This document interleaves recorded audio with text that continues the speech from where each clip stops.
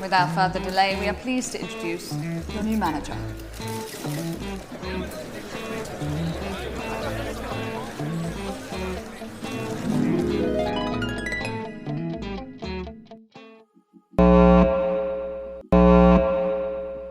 Hello everyone and welcome back to the channel. I know it's been around a week since I last saw you guys here on the channel, but today I'm bringing you another AC Milan video as promised from the last video, a new signing player ratings video in EAFC 24.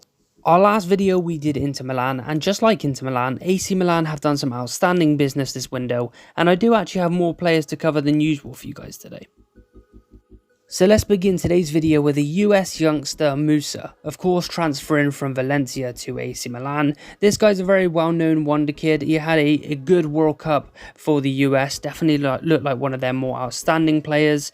As for Valencia, I believe he's a pretty consistent performer, but of course Valencia have all kinds of issues going on right now with money and their underwhelming performances in La Liga. I've given him a +3 because this kid has bags and bags of potential, and I don't think he is one of the reasons why Valencia have been performing so badly. Of course, if he was, then AC Milan probably wouldn't have signed him, so keep your eye on this one because I think this is a good transfer. Moving on now to one of the most underrated signings of the entire window in my opinion, we have Chukwueze. Now this guy played for Villarreal and is now transferred to AC Milan. I've given him a +2, a really consistent performer for Villarreal, and I have absolutely loved watching this guy in the Champions League, jetting up and down the wings. He's so flary, he can hit a ball as well, really good kind of goal scorer and dribbler, just the perfect winger really. So I've given him a +2. I think this is kind of maybe potentially a bit, I suppose the word I'm looking for is generous. In the eyes of some of you, a +2 may just seem generous. Now we move to Christian Pulisic, another signing that I actually do really like, and I really like the player, and of course another US international actually. I've only just noticed that. But yeah, with Christian Pulisic, really unlucky at Chelsea. Obviously he's had injury problems, and then he was kind of in and out of the team as well, even when he wasn't injured. Just never really could find his feet or find a place in that 11. I think at AC Milan he can really find his feet again.